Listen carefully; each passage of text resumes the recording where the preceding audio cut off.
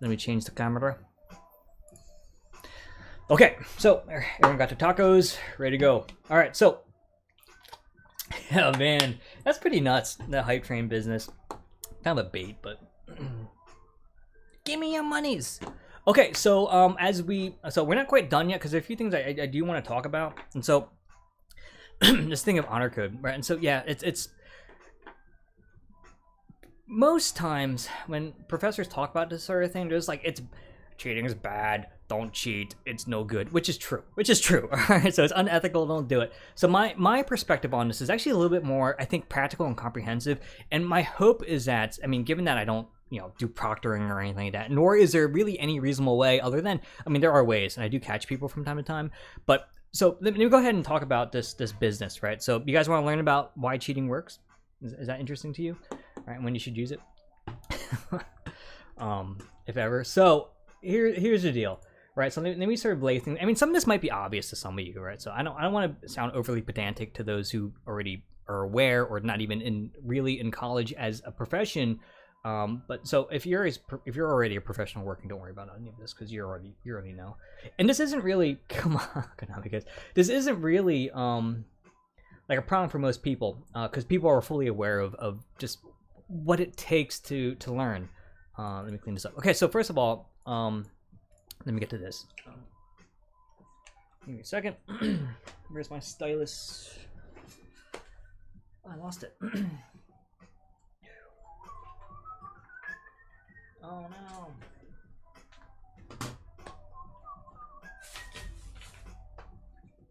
I think I threw it somewhere. Anyways. I know what I can do. I can... 1 second.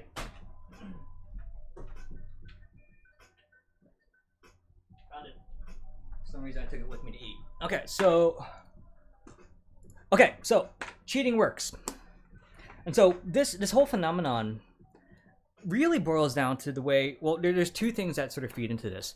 One, we have a system that sort of uses, that separates as a measure one thing from another. So we have surrogate signals, right? And so let's suppose here's me, or here's us as students, right? We're happy. Whoa, that's a little bit bigger than I need it to be. Why is it? Hang on, rescale.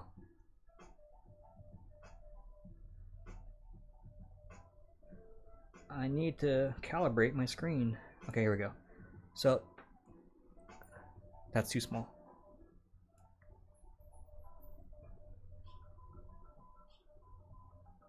How about this? Okay, that's better, I think. So here we are, being happy people, waving. The arm is weird. Hi. Let me zoom into it. So here's us standing here, and our hips are really whacked out. And so it turns out that we have this thing in our academic system called grades, right? And I get why they have it, right? It's just it's too difficult to manage millions of people using, well, the thing that makes sense, which is the interview. But regardless, and so there's this thing called a grade, and the idea of the forefathers of this whole system, they felt that it was a good enough signal for this idea of mastery, right? And so the idea is effectively students get mastery, and that would lead to the grade. And then that would eventually get them to, do other things with their lives.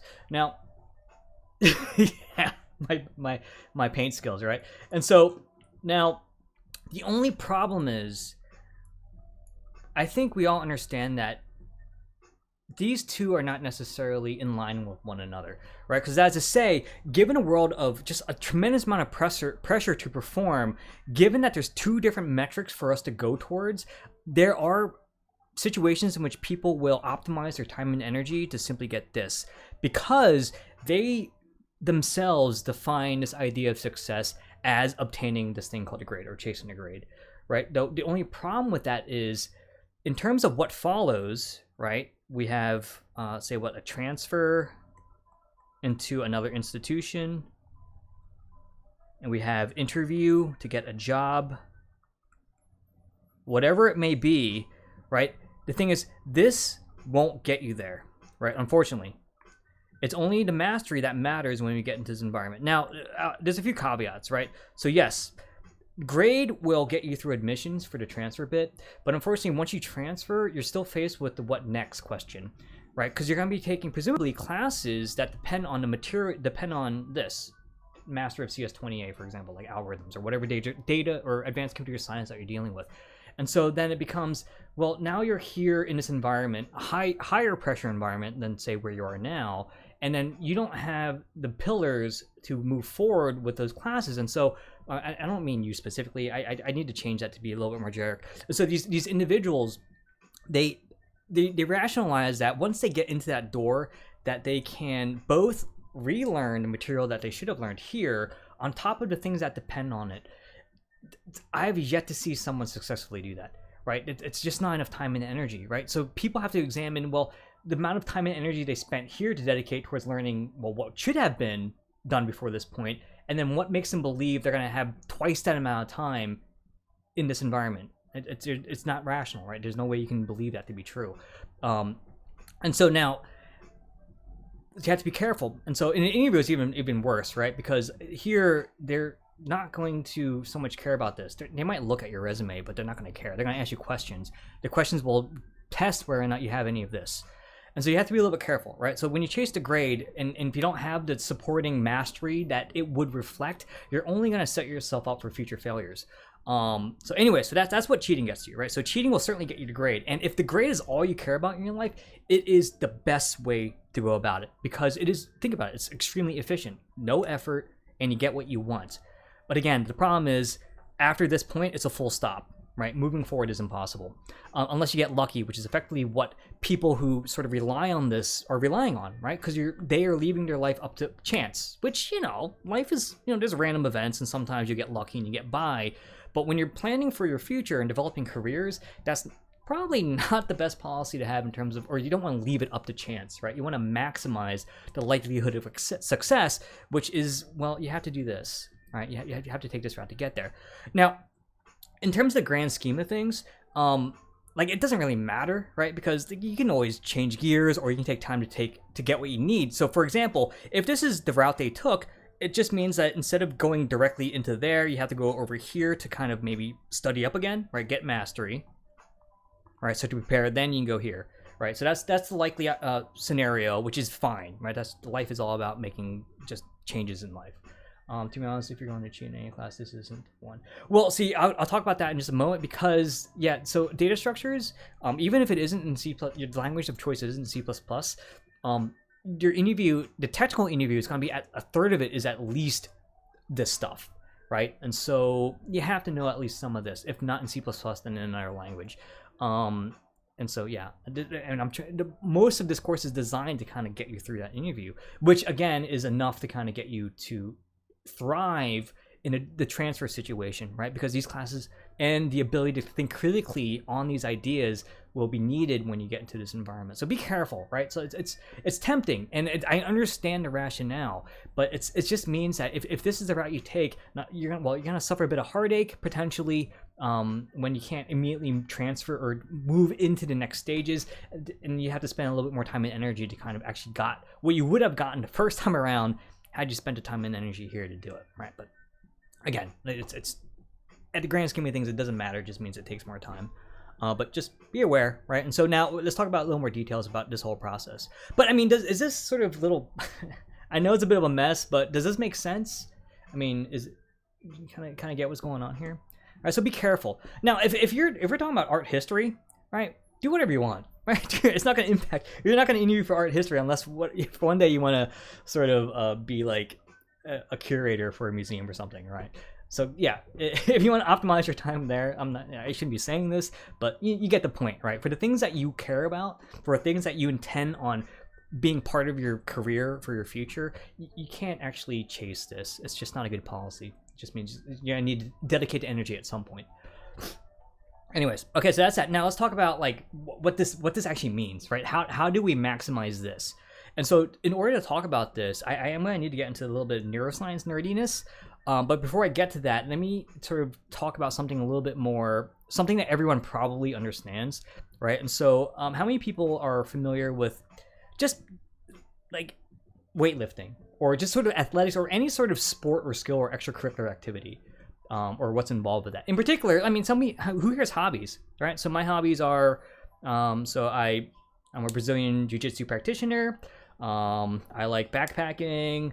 I like board games, things of that nature, right? That's my day job. Your day job is to BJJ? Gym, nice. So anyways, what don't I do? I don't draw very well. So anyways, regardless, so a simple system. Let's talk about a simple system in terms of just say my goal is to, I want to build my bicep. That way, when I go to the beach, people can appreciate me for being a computer scientist, right? And so if my goal is to build my bicep up, let's say, for example, the technique I'm adopting here is something super easy. I'm just gonna curl the stylus, right? The stylus right here, I'm just gonna do this, right? And so, do you believe that this stimulus, this technique, is enough for me to have an appreciable gain of mass in my arm at any point in time in my life? No, absolutely not.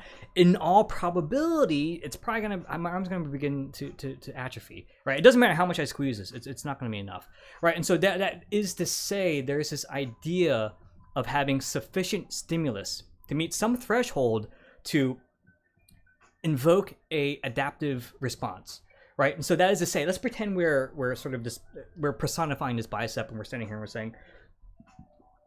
And I say, sufficient stimulus to say maybe, I don't know, like a kettlebell, right? So here's a kettlebell. Let's suppose this is sufficient stimulus, right? And so we understand that we need something. And so certain hallmarks about the sufficient stimulus is what? So how do I know this is sufficient? Like, how would you sort of, what are some keywords that we'd use in terms of understanding or knowing that this is sufficient? So if it's not easy, it's challenging, right? It's causing this to, difficult to a certain degree, right? And so what we want to do is we want to challenge this, and we want it to recognize that this isn't easy and it doesn't like it. In fact, it doesn't like it, right? And so, yes, it requires effort. And so what happens is, so as this muscle, it says, oh God, this sucks. I don't like this at all, right? So why are you doing this to me? And because it doesn't like it, it says, well, if this is something you're going to continue doing to me, I want to make it so it sucks less in the future, right? And so it goes through the adaptive process to make itself stronger in a certain sense, so that the next time around, it's not quite so bad, right? And so that's the idea of, hypertrophy, right? And so now that's the whole, so that's the underpinnings of this. Now the thing is, what am I doing when I apply sufficient stimulus? What is happening to the muscle tissue here? That sucks. That has it feeling like it sucks. Yeah, so I'm causing some micro damage, not tremendous amount of damage, but there is something going on here that would result in a inflammation response, right? And so it inflames, it's damaging it, and so from that it says, okay, I need to repair this. And the fact that it needs to repair it says, okay, when I repair this, I want to make it more capable of handling the same stimulus, so that it isn't quite so bad next time around, which is what causes this to grow. Now, with that being said, though, the next morning, neuroplasticity is what I will be getting towards when we get to the brain. Here, we're just talking about just hypertrophy. And so, but yeah, the underpinnings are roughly the same, although the biochemistry is going to be vastly different, but besides the point. And so, now, overnight, I do my workout, it sucks, I tear it up, and so now, when I wake up, am I ripped? Am I like just huge from that one workout? No, absolutely not, right? So if anything, I mean, even after a day, it probably hasn't had enough time to repair. In fact, in normal young adults with normal hormone levels, it's probably going to take like two, maybe 3 days to repair from that. And even after it repairs, it's not a lot of tissue, right? It's only a minor amount of tissue in response to that load. Which is why the next time I do this, I need to make it a little bit heavier so that it says, okay, this sucks. I need to make it so that it doesn't suck again next time around, right? And so after 2 more days, I do this again, I rest and so on. And so now, yeah, so that's the idea behind progressive overload. And so, but that is to say, I need to continually hit the system over a period in order for it to achieve the goal of becoming just building my bicep. Now the question then becomes, what happens if, so after maybe 3 or 4 workouts, I do it and I stop altogether, right? I wait for like 4 weeks before my next workout. What do you think happens to the muscle? Well, if I'm not using it, if the stimulus isn't being applied, there isn't a need for it to maintain the resources to be this big, right? Which is the underpinnings behind atrophy, right? The human, well, most organic systems are very efficient with their resources, right? They're not going to maintain any sort of tissue that is erroneous, right? And so if I'm not going to use my muscles for lifting weight, it's not going to maintain that, right? And so you see it all the time. So if I don't walk, my legs will atrophy. If I don't curl, my arms will atrophy. And so not only do I need to apply sufficient stimulus, something that's challenging, I need to do a bunch of different reps. I need to do it over a period of time, and I need to do it for a long period. And so all of these things are key in terms of building muscle. Now, someone mentioned it before, though. So what are the physical sensations we have in terms of this process? So what do I feel after I tear this up, or I apply some micro damage? Soreness, right? So that's sort of like just, oh great, yeah, in a certain sense, right? But in terms of just local, the physical sensations, that's kind of sore or fatigue. Now, incidentally, soreness isn't actually a direct marker for hypertrophy. I mean, it can be, but you don't need to be super sore, especially when we move from hypertrophy to like strength training. That ends up being more systemic fatigue. But anyways, and so soreness, and so that's typically, and the pump is sort of related to inflammation, right? And so that's typically considered like negative feeling, right? So it's muscular anxiety, right? Does that make sense? Me tagging that sort of naming scheme to soreness, muscular anxiety. And so typically we don't really attribute that to being positive until you start doing it for a long time and you get kind of sick in the head and you love it. But point being is that it's not typically seen as something that's positive. And so the reason that I'm sort of tagging it that way is I want to link it to a similar process within the brain. And so let's leave it at that, and let's talk about the brain in terms of how we learn. And so it turns out that, so in building muscle, we're talking about muscle fibers, right? Well, generally, it's not only muscle fibers. There's a lot of nervous system involved, but not necessary for this discussion. And so in the brain, so let's suppose this is our brain. We have these thing called neurons, right? And so when you in neuroscience, the primary computational unit is called a neuron. And so let me draw some neurons. So here's a happy neuron. Here's a happy neuron. Here's a happy neuron. Boop, boop, boop. And they're little dudes in your brain, and they communicate with one another, and their interaction or the network they create sort of embodies everything that you learn, everything that you remember, and everything that you do, right? And so let's say maybe this network consists of, maybe it looks like this, right? And it goes here, these two talk to each other, these two talk to each other, and these two talk to each other, maybe these two talk to each other, whatever. They're in a network, and they communicate. And so every time they communicate with one another, let's pretend that facilitates some action. And so now, let's suppose, in terms of looking ahead, if we were capable of connecting this neuron with this neuron, that would mean that we would become great at programming, right? That's the goal. Right now they're not connected, so we're not so hot at it. And so, but what we do have is we have this other network of intermediate neurons that are sort of connected them together in that way. And so every time we say we do an assignment, every time, and we don't use the compiler, every time that we sort of read the text and then sort of try to exercise, go through some of the problems, every time we listen to the data structure teacher talk about certain things, every time we do something, we go on a hacker rank or code signal, do some of those problems there, these things fire, right? And so maybe this will fire, these will fire, then this will fire, and so on.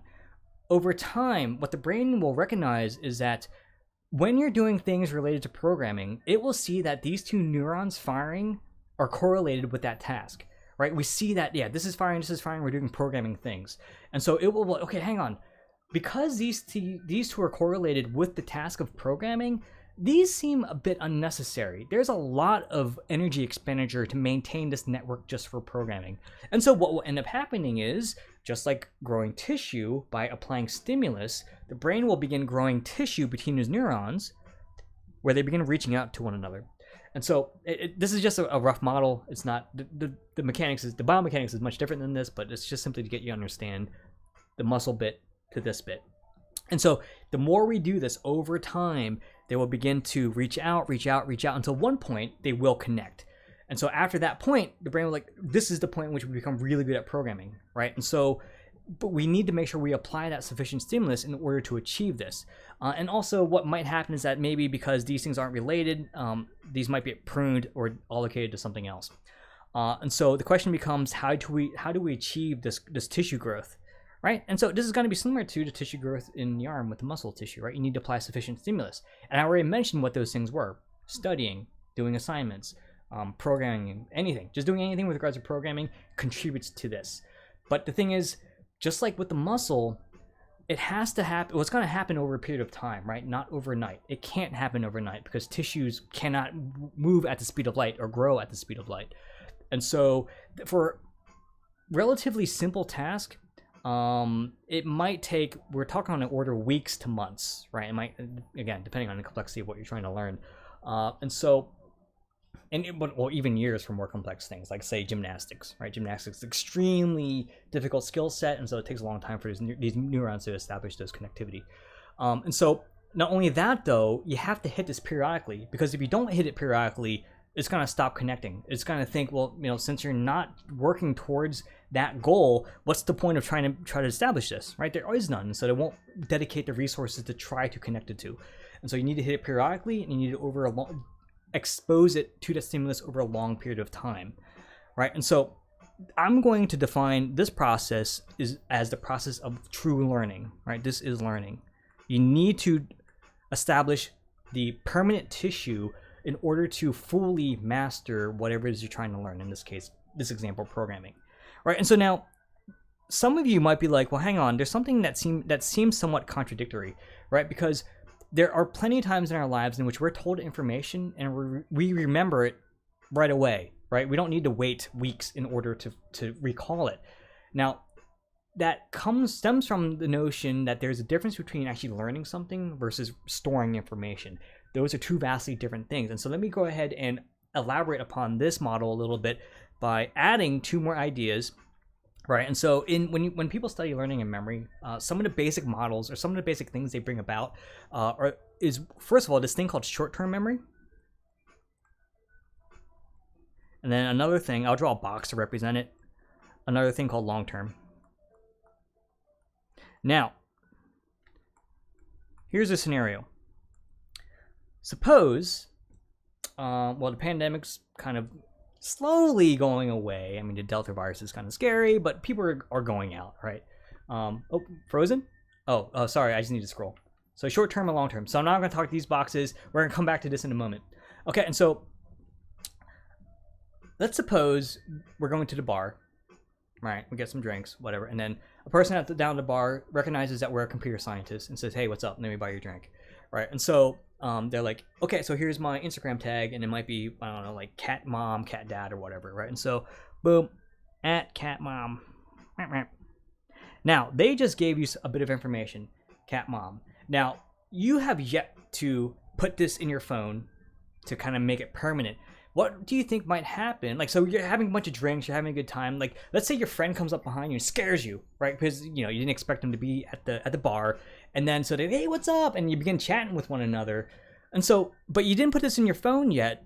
What might happen to this particular image of information after your friend startles you and you haven't done anything with it for a while? What might occur when you actually go to put it into your phone? What do you think? What's common? Right?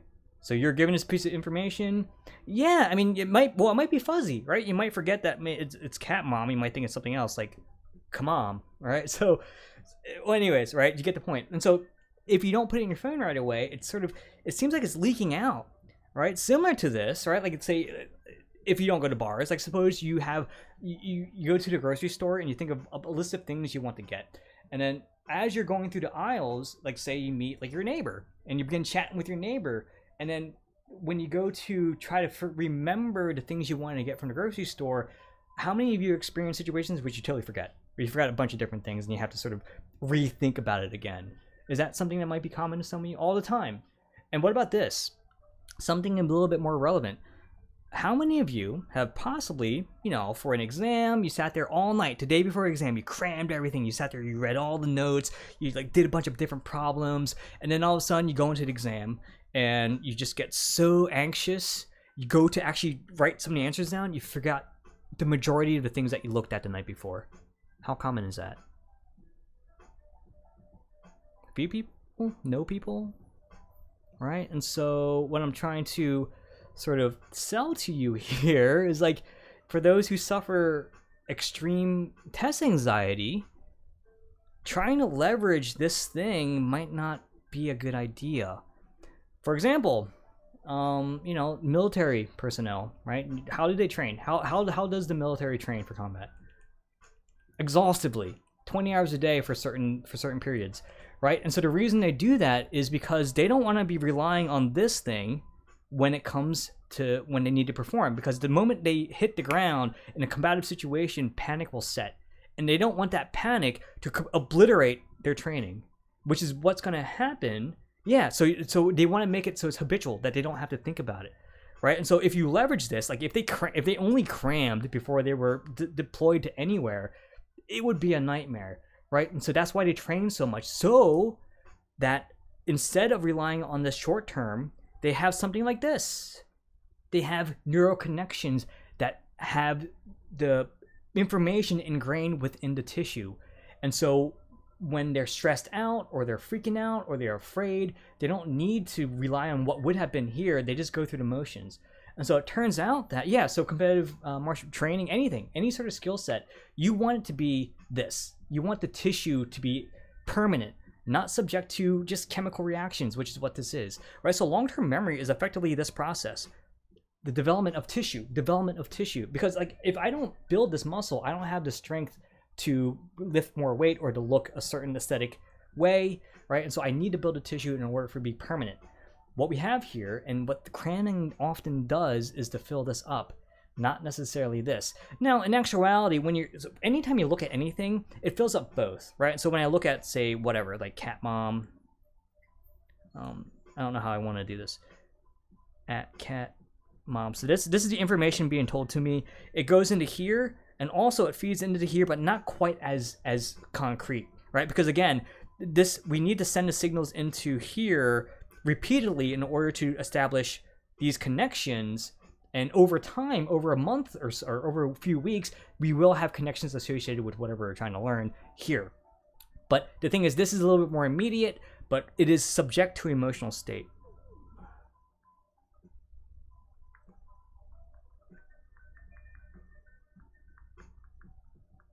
Right? Anxiety, stress, your friend coming up and just startling you, right? And so it is not a very reliable form of storage. It's good for just, you know, simple tasks and things that you know that you can get out of the way. But in terms of things like taking an exam, things like an interview, or trying to leverage something that you need to, like for classes 4 or 5 months down the line, not the best way to go about doing things, right? Because you're not going to be able to use it in the future. It's just going to leak away. And so just bear that in mind, especially for people with extreme test anxiety, right? You ought not to be using this, because it's just going to lead to these things that you already know. So that is to say, you want to try to leverage this as much as possible, and that involves everything we talked about sufficient stimulus. It has to be challenging, and you need to do it periodically. And so in terms of the studies in terms of this learning periodicity, roughly every 3 to 4 days is when you want to begin reviewing material. I mean, you don't have to do it that regularly, but that window is typically what most people sort of converge on when they study this stuff, right? And so if you have a lecture on Wednesday, you probably want to, at the most, look at the material again somewhere around like Friday, Saturday, and then again come back to lecture Wednesday. And so you want to hit it at least twice a week in order to maximize this. And again, on each individual, it's going to be slightly different, but point still remains: sufficient stimulus over a period of time, many times throughout that period. But anyways, does this make sense? Right? I mean, was there anything about this that might have been enlightening or useful, possibly? Okay, so there's a lot here, right? And so just be aware, right? So again, if it's art history, cram all you want, chase the grade all you want, right? Because no one's gonna interview you for that. Maybe, who knows? Okay, yeah, I mean, but that's everyone though, right? Just my mom's a study skill professor. Oh, nice. Wow, I mean, be curious to know what she thinks about all of this, other than the fact that my art skills are terrible. Anyways, okay, and so keep that in mind, folks. But what I will say is that I don't expect you guys to adopt this right away. Like I said, right, we're talking about things that take a long time to learn, right? We're talking about changing the brain. And so this is something that maybe if you chose to begin seriously thinking about these sort of behavior changes, I don't really believe that this is something you adopt until like 4 or 5 months down the line, because it takes time, right? It takes a lot of time for this. Why is the concept difficult to put into neuroplasticity when not weightlifting? Well, in neuroplasticity it's not that it's difficult, it's just not the same thing, right? And so when we talk about neuroplasticity, we're talking about just the manner in which the cells can do certain things, which doesn't apply to muscle cells, right? That's all I'm saying. It's just the language just doesn't apply to the same kind of cells. That's all. Many people work out, not many people are neuroscientists. Well, this is true too. But yeah, no, I'm just talking about in terms of just the way the language or the vocabulary doesn't apply to muscle tissue, right? So I was talking about, like, oftentimes when you talk about neuroplasticity, you're talking about the nature in which certain effects occur on the neuroanatomical scale within like various regions within the brain, like the thalamus, hypothalamus. Anyways, but it's not important. It's not important to talk about neuroplasticity. Although it's related, and certainly it is related, but I don't want to get too deep within the language because it's not important. Not at this level, anyways. Any other questions on this? Okay, so if that's it, cheat for art history. Essentially, the TLDR, cheat for art history, not for this class. So that's it for the syllabus. There is DSPS stuff. If you believe you have a learning disability, contact DSPS. It amounts to just more time on stuff. So, which is good, right? So if you need more time, get more time. But I need an email from them in order to sort of implement this sort of policy. So, I'm trying to think if there's anything else I want to talk about here. Excuse me, I'm losing my voice. Okay, so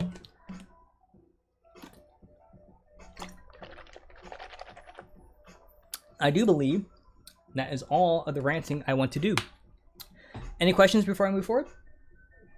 Brian, get to the slides. Everyone good? Let me get like a thumbs up or something.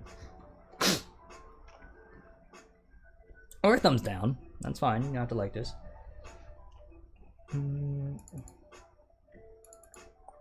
Okay. So we're going to talk about this and then I'll let you go. Next week we'll get into actual stuff. Oh, incidentally, let me open this up. What did I want to say?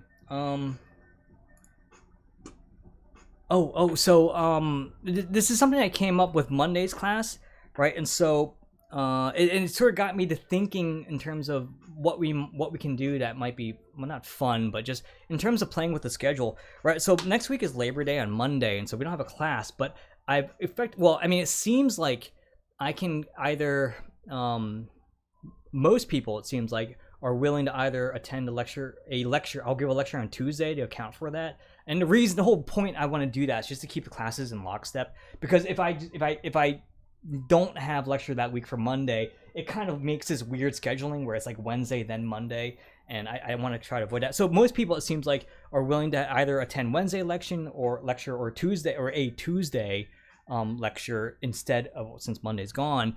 And also I intend on recording the lecture as well, and so I mean it'll be available for you to watch. So potentially, because there's really no assignment, it could be that I could release the recording of what would have been next week's lecture like prior to the weekend. And I'm sort of just thinking that if everyone watched the video prior to Tuesday, Wednesday, I mean everyone. So if everyone watched it, I could make Tuesday and Wednesday just office hours where people can come in and I can help them with stuff. We can go through problems, get their IDEs set up, you know, and just go through some examples on some of the things I talked about in the recording.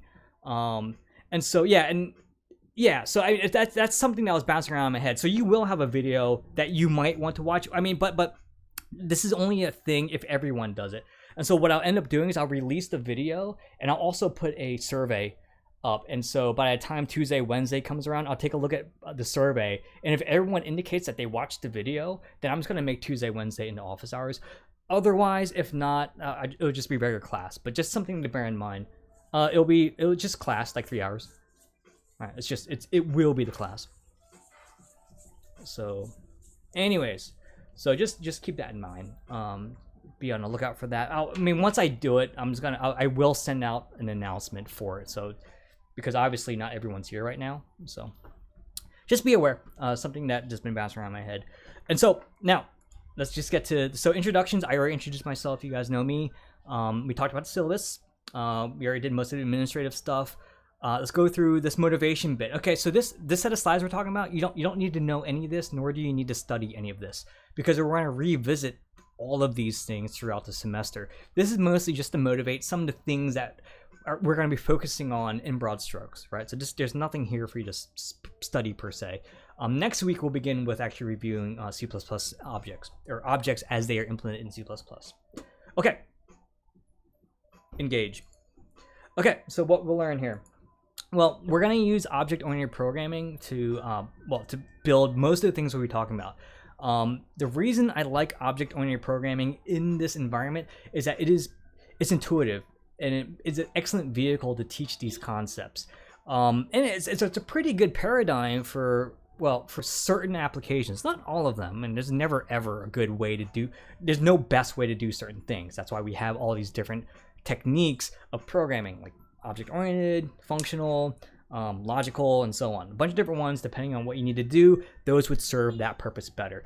This happens to work well for teaching as well as building anything for which is large and there's a lot of people working on it and you have a clear idea of its lifetime, right? That is to say, if you're working on something and you foresee that it's going to mutate throughout the course of its usage, object-oriented programming might not be the best way to go about it, because what ends up happening, and this isn't important for any of this for this class, but just for food for thought, object-oriented programming results in very rigid code bases. Means it's difficult to change specification down the line, right? Because you have to change a lot underneath it all in order for it to make sense. It ends up being a bit of a nightmare depending on what you need to do. But anyways, not important for us. So the most useful data structures, so we'll be seeing things like lists, trees, hash tables, and so on. So we'll get there. Algorithms, right? And so we'll talk about these, like how do we do certain things? Like how do we sort this kind of thing? How do we sort this sort of thing? Search and so on. We'll talk all about this, although we won't really get to it until after the midterm. And then this idea of big programs, and so I will expose you. At some point, you would have had experience working on a code base that's roughly 1,000 lines of code, because, well, codes are typically big. And 1,000 isn't big. Even, like, 100,000 isn't even that big. 100,000 is, like, medium. I think Skyrim is, like, I don't know, 500,000, roughly? I don't know. That might... Doom Eternal or... Skyrim, one of those two are about 500,000 lines of code. Anyways, and so the idea here is effectively to get you in a position where you know how to move forward in industry, right? That's the goal. And so, anyways, we'll get there. Incidentally, I already mentioned it, but yeah, your technical interview will consist of a lot of things we talk about. What'd I say? 95 is a bit inflated. I mean, it's in terms of like raw things. I think your footing will be enough where you can actually move forward, right? Not necessarily have you do 90% of the world's work. But yeah, so it's gonna help you know how to move forward, which is actually more useful than you think. But yeah, you're not gonna be able to like take over like development of I don't know, like a game engine or something. There's a lot more to it. But you'll get there, right? And so, I mean, a lot of stuff is like on-site training too, right? And so, Anyways, but this is so that you don't choke. Don't choke in that environment. Okay, and so now some people just get it, right? Some people are geniuses and they just are able to get it. Although I've yet to meet someone that falls in this category, but I'm sure they exist. Most other people, including myself, we're dogs, right? We're just sitting there panting and just, I don't know what I'm doing, right? And so, but it just takes work, right? Don't freak out. It takes work. And so, incidentally, something I forgot to mention. So remember the soreness bit on the muscle, right? Like, so that is to say, does it make sense when I make the statement? In order for me to build muscle, if that's my goal, I need to experience some form of soreness or fatigue, right? The two are necessary. Does that kind of make sense, right? Now the thing is though, what is the sensation do you think we feel in the brain, right? Because there's inflammation too. When you perturb a system and it causes it to inflame, headaches. Right? Or in particular, well, not so much boredom, right? So like headaches in particular, migraines might be a bit too extreme, dizzy possibly, depending on if you slept or if you ate. But how about frustration, right? And so, I mean, how many times have you studied something and just felt so frustrated that you couldn't get it, right? And so now what I'm trying to sell to you is just like the soreness or something. It doesn't have to be like just extreme soreness, but some sort of sensation here due to the fact that you damaged the tissue in your arm. Since you need it, you also need to experience some level of anxiety and frustration to learn. And so that is to say, frustration is a natural part of learning. In fact, there have been studies that indicated that what they did was they examined people that experienced anxiety and people who did not experience anxiety in some learning task. The people who experienced the anxiety learned the content better than those who did not. It's a weird concept, but it kind of makes sense in that you need to, Dark Souls, you need to experience that sensation in order to, it's a result of stimulating the system, right? You need to hit it in order for it to adapt. And so the thing I'm trying to sell you on is like, if you're frustrated, that's a natural part of learning, right? Don't get discouraged because you will gain something from it because the frustration tells you that you're actually doing something here. You're hitting it with a sufficient stimulus. It might not be immediately apparent because again, all this stuff takes time in order to build up to something that you can actually use. And so just keep at it, right? If you enjoy this, keep at it. Frustration is part of the process. And so yeah, if you enjoy it, that's just, don't give up. Just keep on doing it. And then on this stage, if you don't enjoy doing this, I don't know what you're doing in this classroom or in a Zoom meeting, right? So please, if you don't enjoy this, then maybe this might not be the path for you. Minimally, make sure you like something about this because it's just, why suffer it? Why suffer if you don't like it? Anyways, if you do like it, and I'm assuming that you do like something about this, you learn to stop enjoy code. I guess that's kind of sad. I mean, I think there's aspects to it that I still enjoy, but I know I do. There's lots of things I do like. Maybe not the same things, but I do find something. So just practice, right? You'll get there. Okay, so anyways, grit is the thing of note. Anyways, so now, general tips for this class specifically, right? And so I am using slides, unfortunately. I would love to be able to do everything within the IDE on the board, right? But time is a thing. I have to squeeze in as much as I can. That way, because I need to give you a certain set of tools before I let you out. Because otherwise I'm not doing my job and you won't be able to succeed. Well, you'll be not as well off as if I cover these things. And so the cartoon examples I have in the slides, I mean, if you have the time, True Grit, that's a pretty good movie. If you have the time, just copy pasta some of the code or just type it out and get it to work. And so what I mean by that is a lot of the things are not compile complete or syntactically valid. And so, but the task of trying to get it to be valid will help you learn the language, right? So this is one possibility. It's probably low on the priority list, but if you have the time, I mean, early on, that's not that important. Later on, when we get to data structures, you're gonna want to do this for a lot of the things, right? Program everything, the examples in the slides. It will help you because you'll be halfway done with some of the projects I'm going to give you. Copy pasta, creepy pasta. Anyway, so yeah, practice, right? So it's just a form of practice. Let's type it out. It helps you to a certain extent, right? Again, with the assignments, I do want you to be able to attack the assignments without the compiler, but after you have your initial phase of just suffering without having a computer, go ahead and just throw it in your compiler just to double check your work. I'm fine with that. You know, it's the intent here isn't to, you know, to make you go crazy. It's just to kind of get you to think outside the box effectively, or the box that you've constrained yourself in before this point. Okay, so write it out. This is huge. Writing out. So I don't think I mentioned this. Studies. So studies comparing writing versus typing your notes. Right. This sort of taps into just a bunch of different regions within your brain, and time again, any sort of study on learning and memory, you'll see a common theme. The more areas of the brain, the more senses, the more everything you incorporate within a particular task, in particular learning something, the faster you learn the thing, and you'll learn it better, right? You'll see it all the time. And so writing is part of that process. It engages more regions of the brain than if you just type it out. And this includes diagramming, right? Which is why people love diagramming, which is why it's such a huge thing for a lot of different disciplines. Drawing things out, visualization is a very potent tool to get more perspective on any particular idea, concept that you're trying to examine and ingrain within your brain. So to make use of it, right? It's free. You have it there. Just do it. It's just a matter of doing it. The only difficulty is if you're not in the habit of doing it, you need to build the neural connections to make it a habit, which again takes time, admittedly. But once you have it, it's profit, right? Nothing but profit. And ask questions, right? Engage. Talk to me, right? It's lonely up here. I'm talking at a screen, and every now and then I might see some words pop up in chat, but again, that's mostly me talking to myself. So it's kind of a weird, creepy thing, right? So talk to me. Anyways. And again, you know, it just makes it easier for you, right? If you're not engaged and you're just like dozing off, just by trying to think of questions to come up with, that'll help you kind of zone back into the whole process, keep you awake.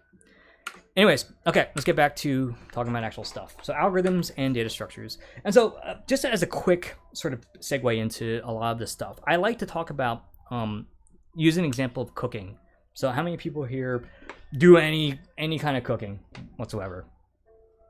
Any cookers here? Yeah, cooking. Good. Cooking's good because LA is expensive and eating out is not that great. So yeah, so let's talk about cheap ramen cooking. I do that too, but I spruce up my ramen.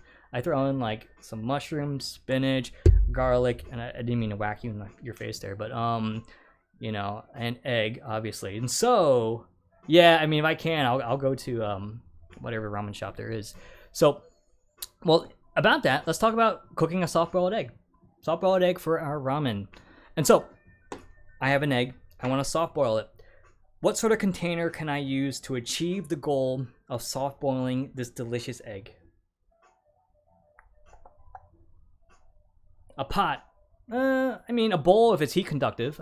But the thing is, so we have a pot, and it's probably something that's going to be whose width is greater than that of the diameter of the egg. And so I just need to fill it with water. I throw in the egg and I turn on the water, wait 5 minutes, bada bing, bada boom, soft boiled egg. That sound like a decent recipe?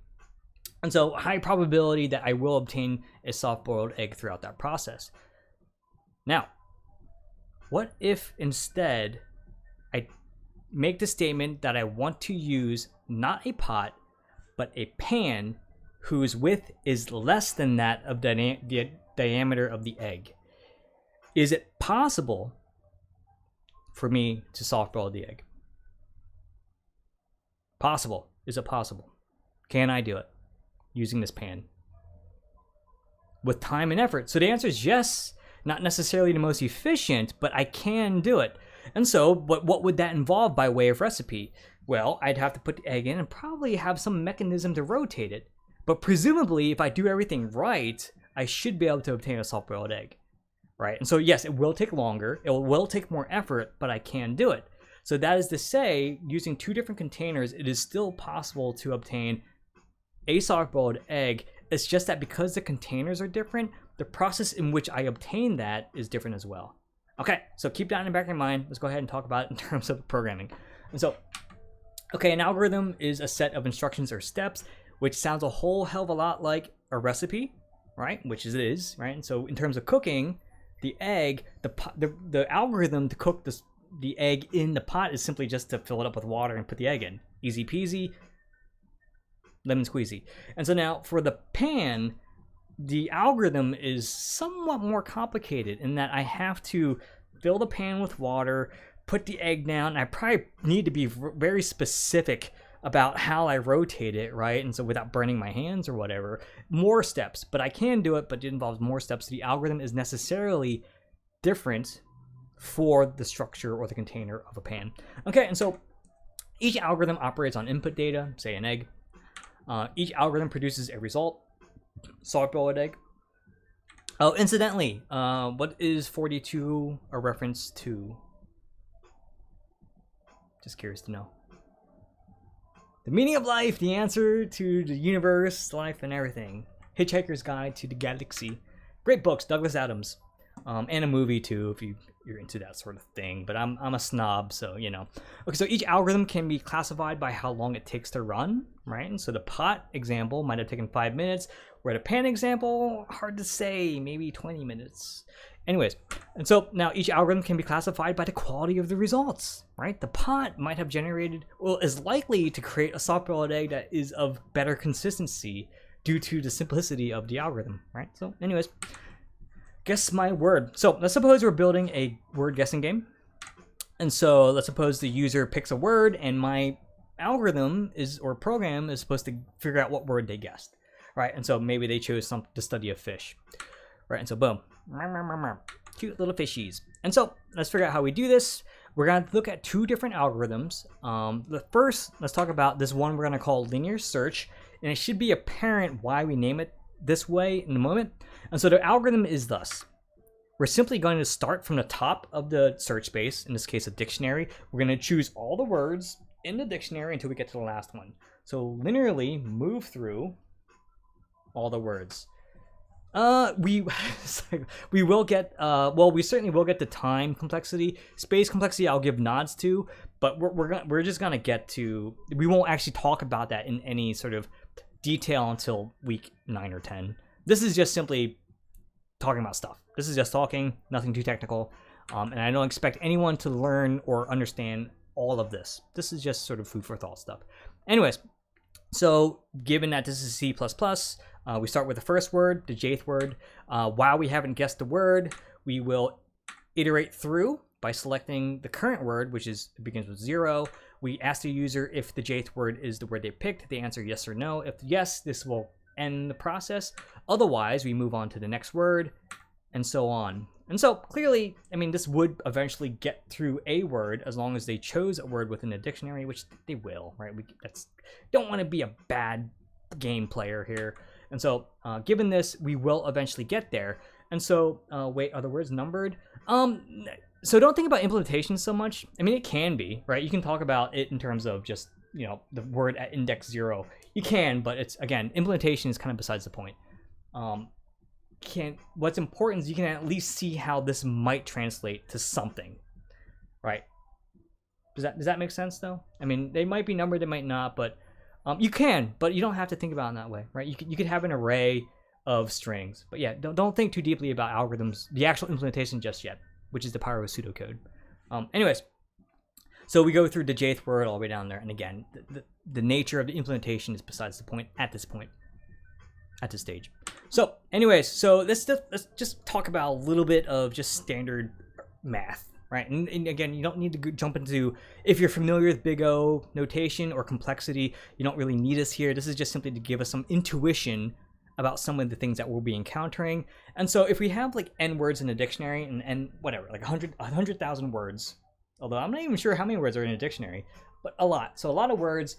And so if we played this game once and the user chose the last word, it should be clear that this particular step for that particular example will have gone through all n words, right? And so we would say that for that game, it took, well, if n was 100,000, it took 100,000 steps, or n steps.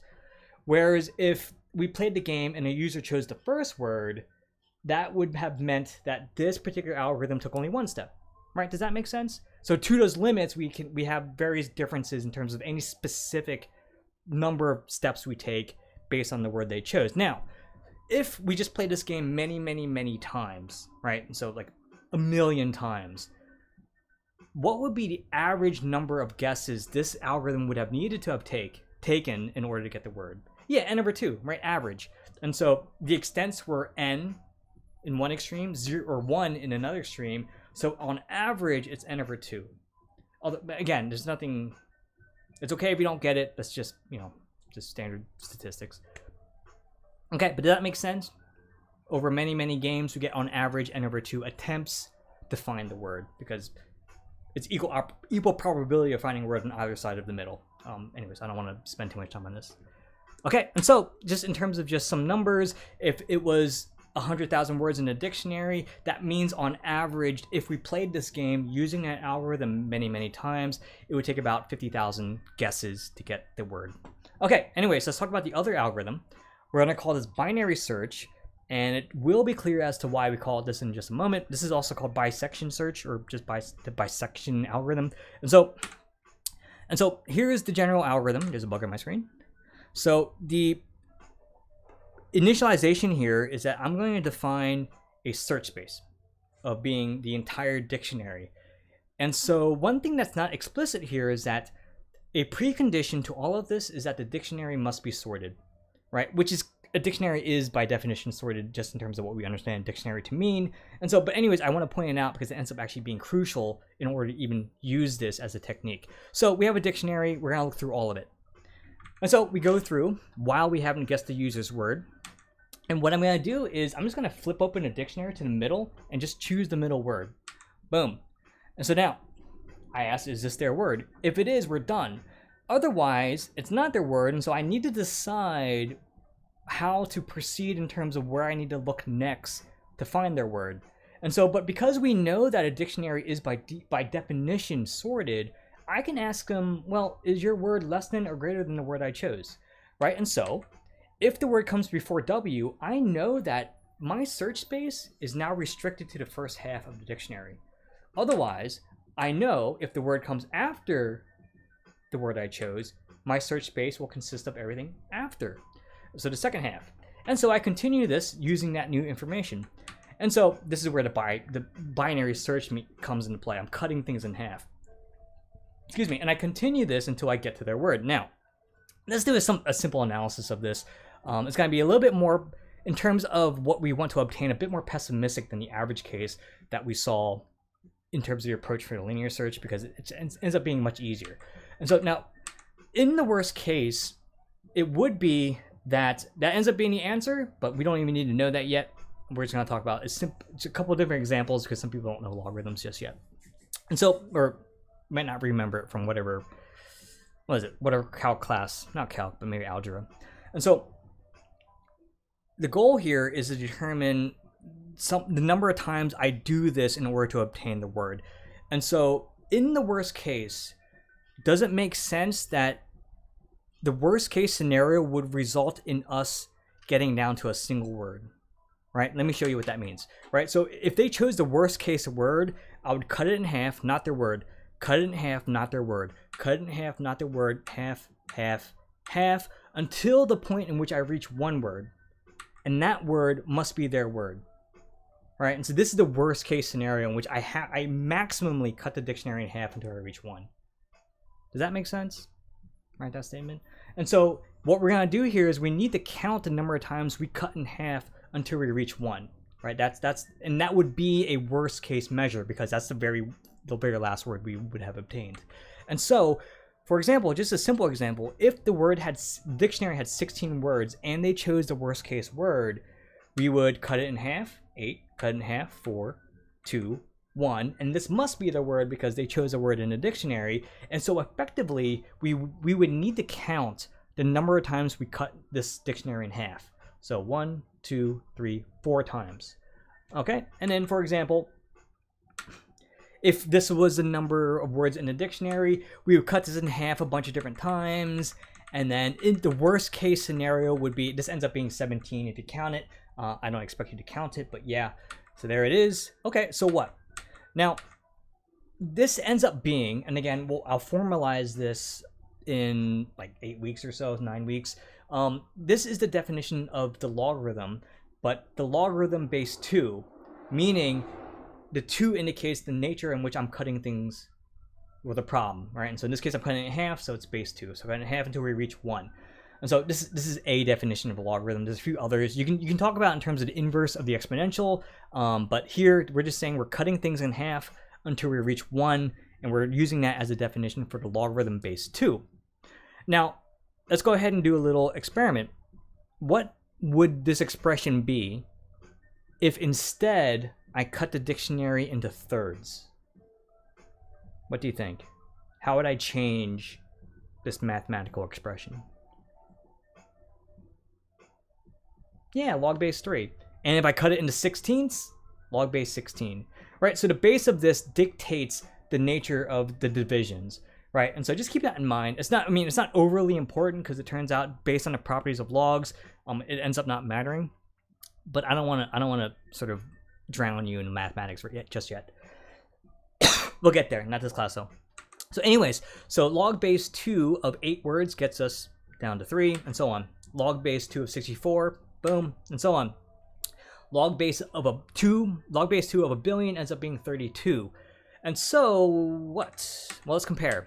Right, and so we know that in linear search, if we had 100,000 words, and we established that the average, not the worst case, the average number of times we would need to go through this process would have been 50,000 steps. The worst case would have been 100,000 steps, right? And so much worse. Whereas for binary search, a dictionary of 100,000 words only takes 17 steps in the worst case. We are guaranteed to get the word in 17 steps. Whereas for this, we're actually not guaranteed to get it, right? This is just average. In the worst case, we're guaranteed to get it in 100,000 steps for linear search.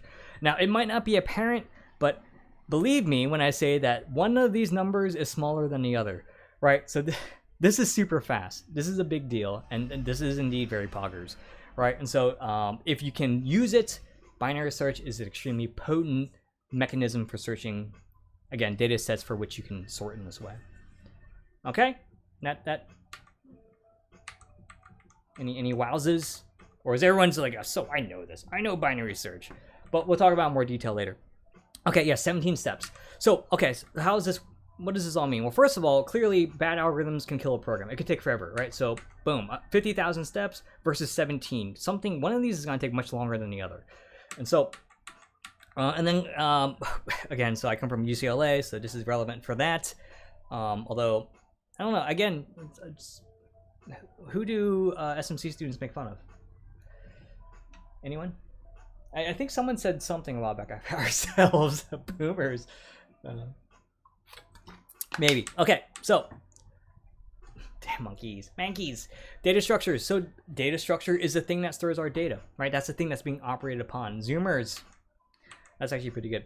Okay, so sometimes the algorithm can just operate on what's being passed to it. In this example, pretty basic. Here, the data structure is just an array of numbers.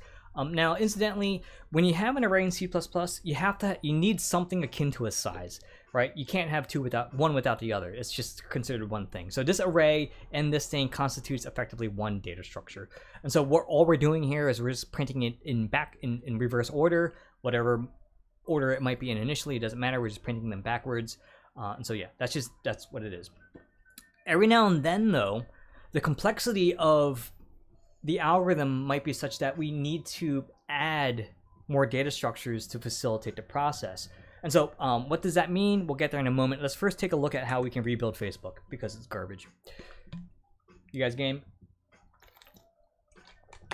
Anyone still use Facebook these days? PHP. Anyways, okay, so let's talk about friendships, right? And so how do we build Facebook? First of all, ran by Lizardmen.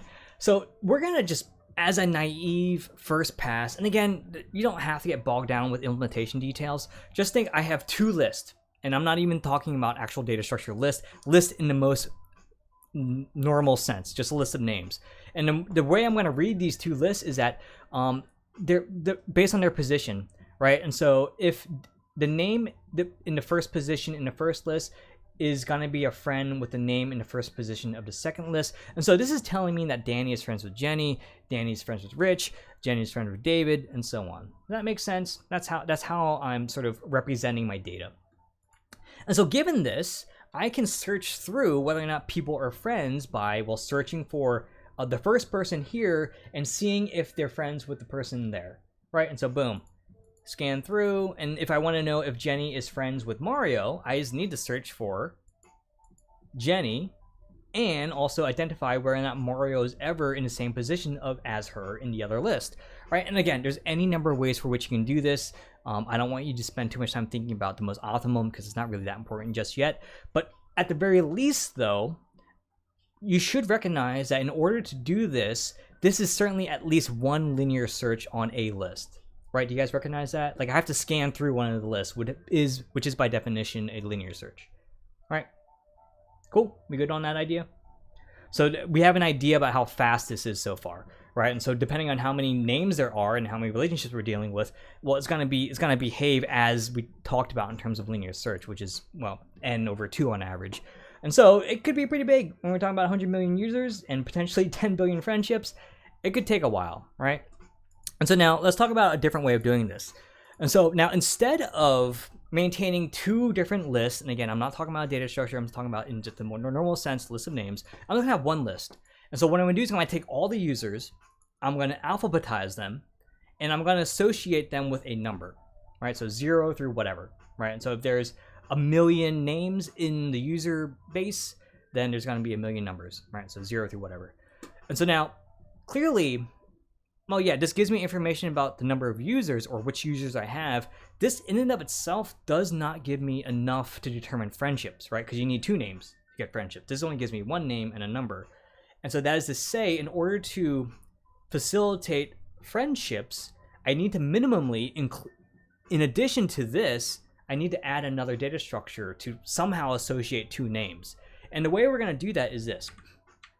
We're going to, well, first of all, let's recognize that if my goal is just to find a name, I can do that using binary search, right? I can find Danny by using binary search, Mario, and so on, because it's alphabetized. Anytime you have an alphabetized list or a sorted list, you can use binary search. And again, I'm not using the word list as a data structure, just as a general thing list of stuff. And so if I want to find lens number, binary search, in this case, I would have gotten it in the first guess because it's roughly the center. But anyways, and so given that, we're going to use the fact that we can get their names and numbers and somehow encode friendships using a 2-dimensional array, right? And so how do you think I can encode Danny and Jenny being friends using this weird setup? How do you think? So I have the ability to get a name and number, and then also I can use this to somehow associate friendships. Well, so first of all, Danny is what number? 1, right? And so, and I can find this 1 using binary search, which is fast. And then I just need to find Jenny, which, well, Jenny is not quite 0, she's 4, right? So close, but so 1 and 4. What do I do with those 2 numbers, 1 and 4? What do you think? Put a yes in maybe where they intersect in this weird 2-dimensional thing, right? Does that make sense? And so boom. Oh, so I mean, okay, so you're talking about what to put into here? Yeah, okay, you could do that, but all I'm gonna do is I'm just gonna mark it. Implementation. Well, in a certain sense, it is coordinates. I mean, Danny being representing, in this case, this column. So here is Danny's column, and in this case, Jenny, I'm gonna have her go along the rows. Although, I mean, she's number 4, right? Which I can get with binary search, and so maybe I can put if we're using the encoding scheme that Angela suggested, we could put a 1 here to represent that they're friends, or 0 to say that they're not. But it doesn't really matter. You just mark it in some way, right? Implementation details don't matter here. So things to point out, it doesn't actually matter which way you go first. This is just going column-wise because I chose it to be that way. You could go row first if you'd like. That's, in terms of just the language, going the column way first is called column major order. Going row way first is row major order. Not needed for this class. That's mathematics, right? That's another class. Just know that you can do either one. It doesn't matter. You just need to be consistent depending which... well, depending on various design choices. But yeah, but very much besides the point for us. So boom, there is Danny and Jenny. And then I could go through all of this. I can mark, so David and Carrie would be, so 2, or rather, sorry, David is 3. David's son rather, and then Carrie is 0, and so here and here, right? And so that would indicate that both David and Carrie are friends. Does that make sense? Do you guys see the scheme here? How this could be used to reflect friendship? Okay, and so this is the secondary data structure, and then we could fill this up using this mechanism, which is fine. Now, one thing I want to sort of pose to you, before I even get to this, now let me go back to Danny, and Jenny, right? So we already established that to encode Danny and Jenny being friends, we mark 1 intersection with 4. Now, if we wanted to make the design choice that if one person from friend A is friends with person from friend B, then the vice versa must be true, meaning friend B must also be friends with friends A. And so, given that's our design choice, what else would I need to do to this to reflect that? Does that make sense? Does the question make sense, what I'm asking? Like, what else do I need to update the fact that not only is Danny friends with Jenny, but Jenny's, so I also need to mark 1 and 4, right? Does that make sense? But that's the consequence of our design choice. Now, notice though, if that's true, that means this is symmetric, right? That's, again, another mathematics thing, that's symmetric. And incidentally, if it's symmetric, that means we really don't need to maintain everything. We just need to save half of this, right? Because it doesn't matter which way you go. Just minor things to point out. It turns out, in this case, you probably don't want to represent it this way, but just food for thought, right? So if you want to have bidirectional friendships, that's the way you would do it. Otherwise, if your program, if you want to design it such that the directionality matters, that you actually want to reflect that maybe Danny's friends with Jenny, but Jenny's not friends with Danny, then you have the mechanism to do that. You just don't mark this, or you don't make this symmetric. There's some design choice things. Swipe left, swipe right. Moving forward. So, boom, boom, boom, boom. Anyways, and so typically, it looks like this should be symmetric. I kind of, there's a few left out here, but it doesn't really matter. You guys get the point, right? So, boom. Now, so given this, we can simply just take a look. So this is symmetric. We can just take a look at where these dots are, and we can kind of determine who friends are with whom. And so, bada bing, bada boom. Now, that's not the end of the story, though.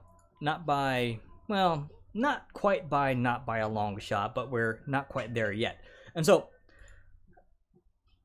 this clearly, depending on what you're building, can get rather complex rather quickly, right? And so, given all of this, and this picture is supposed to be just like, this is unwieldy. This is just a bunch of code.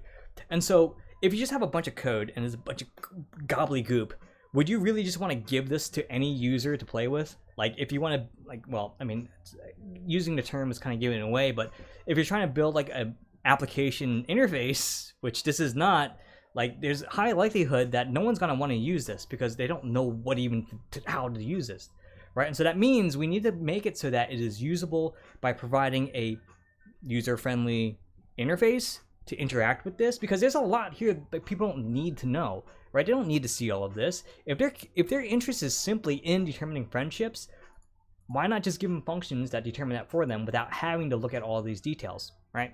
And so just give them these functions, right? So are they friends? Make them friends and check to see if they're friends, or break them up and so on, right? And so it turns out that in practice, well, I mean, you're never gonna give people source code like this because they're not gonna want to use it, right? You won't have a product.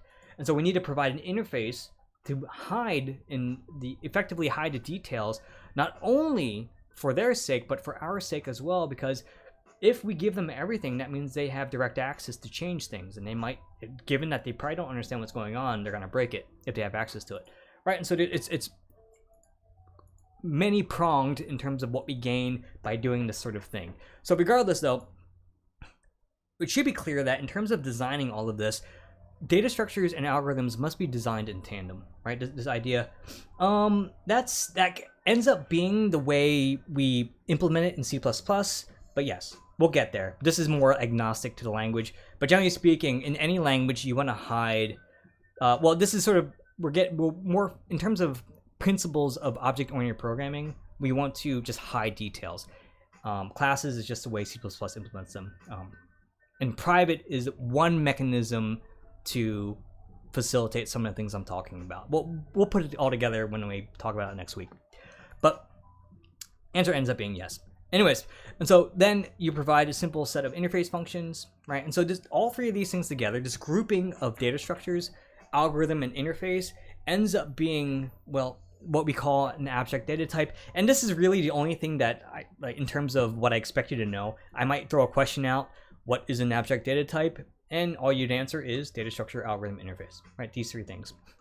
And then we'll talk about on C++, yes, it uses classes, but not only classes. Classes and also access specification, among which private is one of them, in order to facilitate this, but we'll get there. Boom, right? And so that's an abstract data type, and all object-oriented programming languages implement this in one way or another. Sciences are going buck. And so boom, anyways, so the point is clear. We have a bunch of complex logic. We don't want them to expose. Don't want to expose the details to the user. We give them an interface. This whole thing all together is an abstract data type, and so we're effectively just building programs out of abstract data types. And that's the idea behind object-oriented programming, which is a bunch of different ADTs interacting with one another. So boom. Okay, so now this is actually, I want to stop here because I am out of time, 1 minute over. And so next week, we'll talk about the way in which, well, Angela, being a good yes woman, has led us directly here, but we won't have time to talk about it today. We'll talk about it next week. We'll talk about structs and classes, which is the mechanism in which C++ allows us to build abstract data types. But yeah, I'm done, folks. Any questions?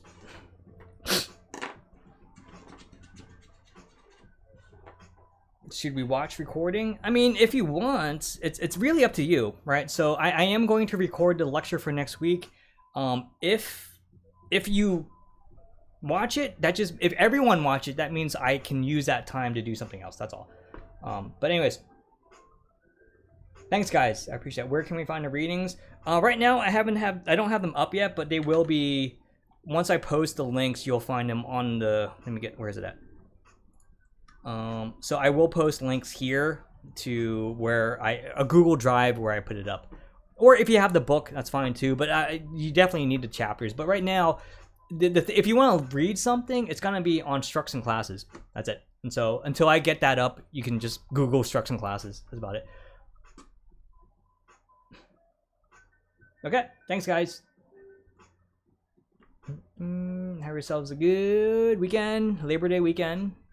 Me the best, you the best. Thank you, I appreciate that. Get swole. I need to. Actually, I need to take a break. Bit sore. Thanks, guys. Have yourselves a good one. Appreciate you spending time here. Good night.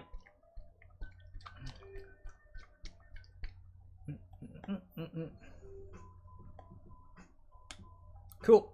All right, so if that be it, Elijah, I'm assuming you are AFK, unless you have a question. If not, I'm going to go ahead and end this meeting. Have yourselves a good night.